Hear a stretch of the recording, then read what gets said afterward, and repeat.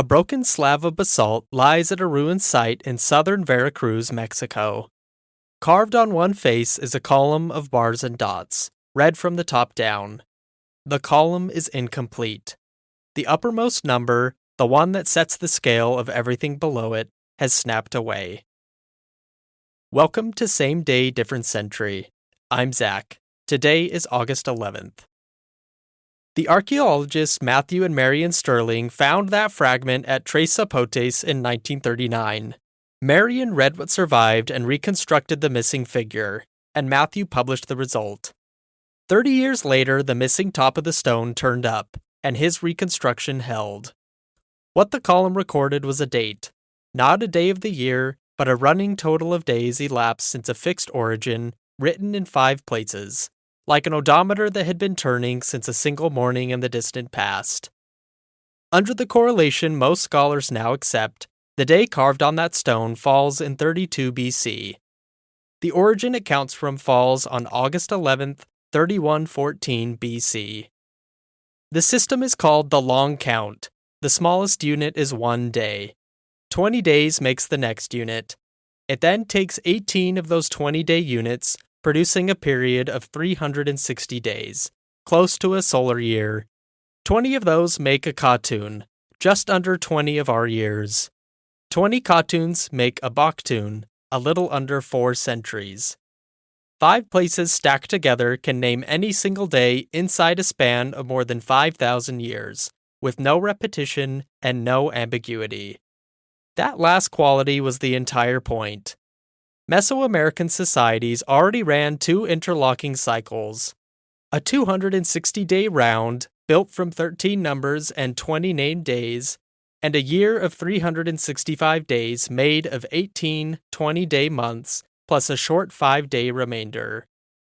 Meshed together, the 2 cycles repeat every 52 years.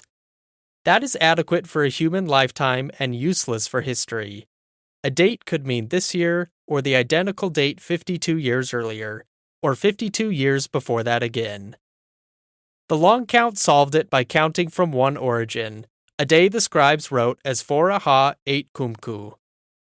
In 3114 BC, there were no cities in the Maya lowlands, no writing, and no ceramics.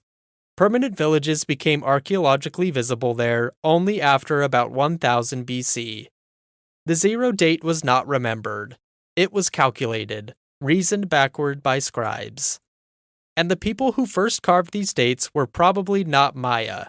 The earliest known long count inscriptions come from outside the Maya heartland, the stone at Tres Zapotes in the old Olmec country of the Gulf Coast, and an even earlier date on a monument at Chiapa de Corzo in Chiapas that falls about 4 years before it. Both are damaged, and the Chiapas date is still a reconstruction.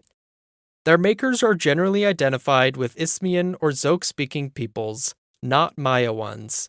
The system appears in the record already mature, with the units, the place notation, and the 0 date fully worked out. Where and when it was assembled remains unresolved. The Maya inherited it, and what they did with it is why any of it can still be read. Between roughly 250 and 900 AD, classic Maya courts turned the long count into public infrastructure. Kings marked the completion of period endings by raising carved stones, most opening with a full long count date, then the accession, the birth, the war, and the ritual. The calendar was the political record's spine, and it let a ruler do something that a 52-year cycle could never support: place his own reign in a fixed relationship to events thousands of years distant. At Coba in the northern Yucatan, they wrote the creation date with 19 additional higher-order units stacked above the usual 5, every one of them carrying the coefficient 13. The span that notation describes runs to numbers with dozens of digits, vastly longer than the age of the universe. What happened on the 0 day itself was described in the texts. A monument at Quirigua, in Guatemala, dedicated in 775 AD, records the day of 4 8 Kumku and the setting of 3 stones by gods at named places, after which the sky was raised. Mayanists generally read the 3 stones as hearthstones, the ordering of a household, projected under the ordering of the world. This is mythology written down more than 3,800 years after the date it describes. The long count's disappearance followed the disappearance of the institution that paid for it. Through the 9th century, the southern lowland kingdoms stopped commissioning monuments as divine kingship failed there. The causes are still debated, with drought, warfare, and political overextension all in play. The last securely dated long count monument known, from Tonina in Chiapas, records a day corresponding to 909 AD. In post-classic Yucatan, communities used an abbreviated scheme, sometimes called the short count, that identified a katun by the day it ended and cycled through 13 of them, a round of about 256 years. It was cheaper, adequate for chronicles and prophecy, and ambiguous over long spans in exactly the way the long count had been designed to prevent. That abbreviation is what survived into the colonial books of Chilam Balam. It also meant that when Europeans arrived, the thread tying Maya days to any European calendar had been thinned to almost nothing. Rebuilding it took almost 4 centuries and depended on a chain of evidence rather than a single document. Diego de Landa, the Franciscan whose 16th century account of Yucatan both preserved and destroyed enormous quantities of Maya material, recorded Maya dates alongside Spanish ones. Colonial-era Yucatec chronicles equated a katun ending with a specific European year. And in the highlands of Guatemala, the 260-day count had never stopped. The arithmetic behind the modern answer was published in 1905 by Joseph Goodman, a retired Nevada newspaper editor who had once employed a young Samuel Clemens, and who came to Maya epigraphy with no formal training. Juan Martinez Hernandez and Eric Thompson refined the constant over the following 3 decades, which is why the standard solution carries all 3 names. A rival correlation proposed by Herbert Spinden placed every Maya date roughly 260 years earlier.